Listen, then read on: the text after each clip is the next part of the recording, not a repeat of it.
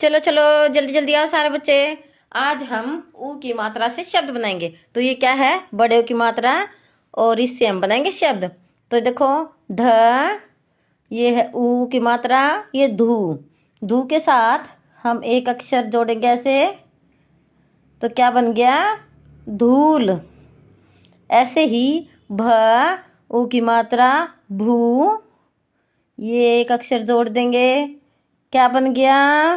बोलो क्या है ये अक्षर? ख। क्या बन गया? भूख।